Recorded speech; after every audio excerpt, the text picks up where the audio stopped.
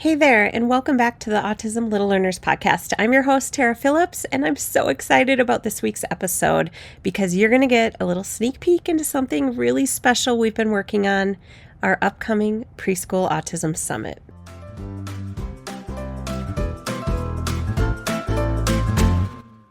Hi, I'm Tara, and this is the Autism Little Learners podcast. I am a speech language pathologist with a twist. I've run my own communication-based classroom for over 2 decades, and I'm so excited to share actionable tips and strategies for supporting young autistic children. My goal is to help you feel more confident and successful when teaching your autistic child or students at the early childhood level. If you are ready to learn some tried and true strategies that really work, this is the podcast for you. Let's get started.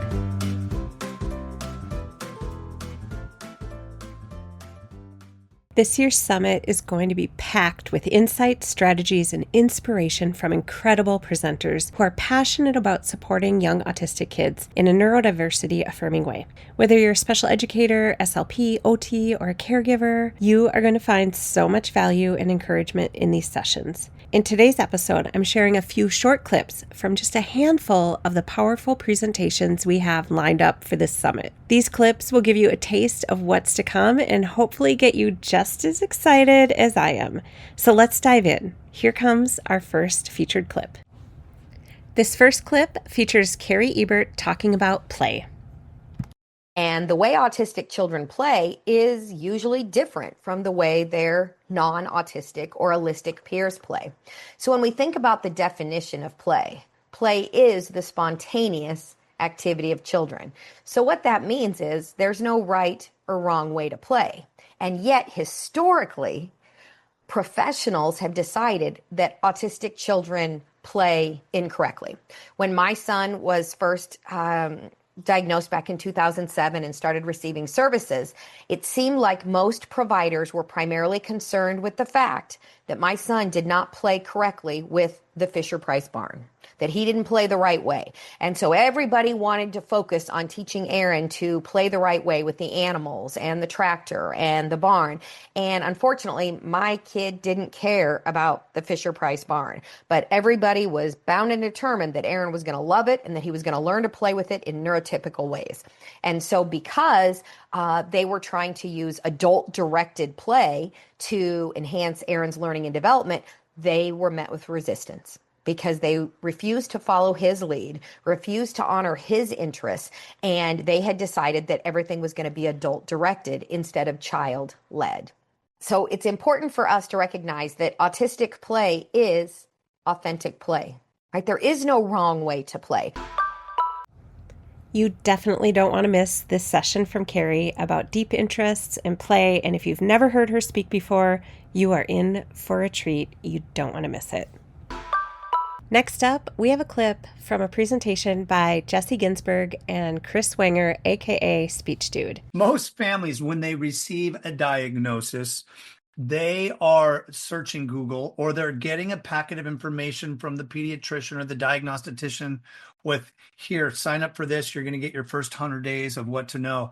And all of the language built within the Google searches it's outdated. It's from that first tree, right? And then that gets stuck in our brains. And if we have that information, then that's how we're going to approach it. So that's why this is so important, is that most of the families that come with us, they're not coming in with a blank slate. They've done a little bit of Google searching or some stories they've heard from TV or from shows or from wherever, right? And it creates a lot of worry. So by reframing the way that we can use language and our approaches and shifting our mindset, we can either open a door for the families and these kids, or we can quietly shut it.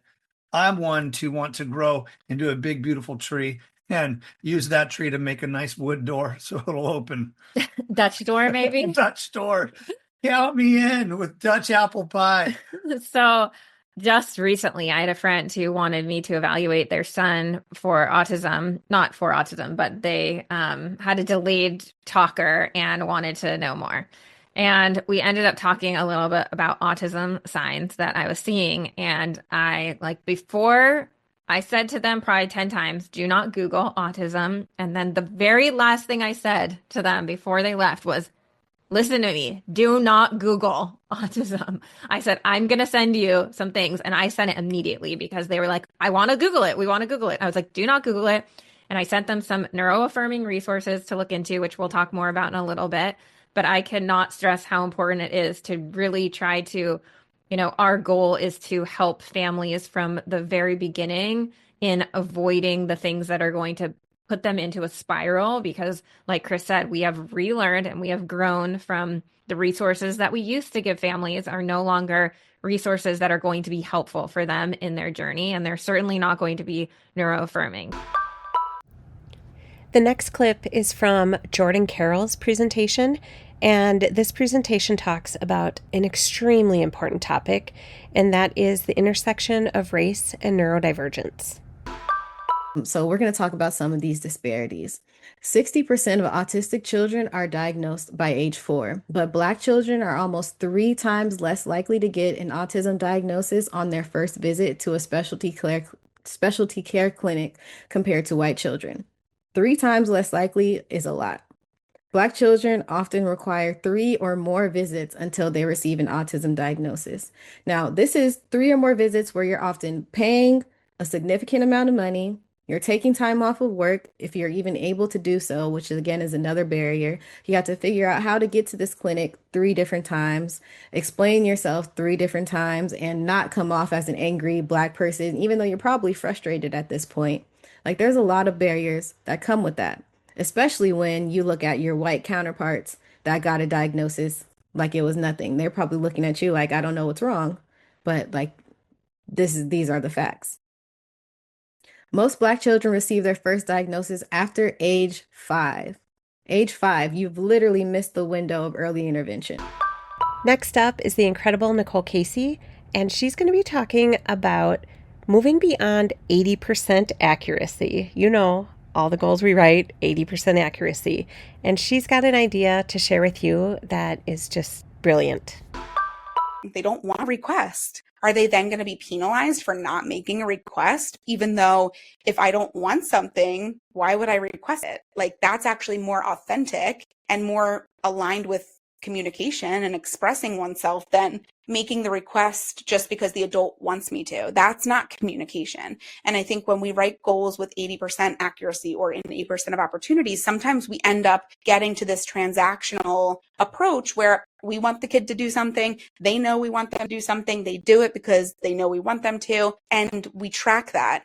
But that's not actually moving the needle for that autonomous communication that we all are aiming for our autistic kids. Let's think of a really clear example of this. Imagine you are seeing Joelle here for speech therapy, and she usually likes bubbles. You bring bubbles out, maybe you have a couple other toys, and you place the bubbles on the table where she can see them, and you pause and wait expectantly. And this last clip I'm going to share with you is from my recent podcast interview with Dr. Barry Prezant. He is an amazing human being, and he is at the forefront and has been for years and years when it comes to child-led approaches and neurodiversity affirming approaches. And if you come to the summit, you're absolutely going to be blown away by his keynote presentation. There are very special ways of connecting with living beings in our lives. And if we can apply that and not say, okay, when Billy is getting anxious and begins to scream, here is my behavior plan to follow. And maybe the behavior plan needs to be, how do I connect and develop trust with this child?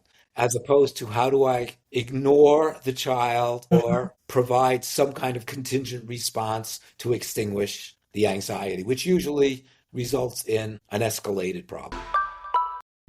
Wow. I hope those clips gave you a spark of inspiration and a glimpse into how incredible the Preschool Autism Summit is going to be. If you're listening to this before July 17th, 2025, good news.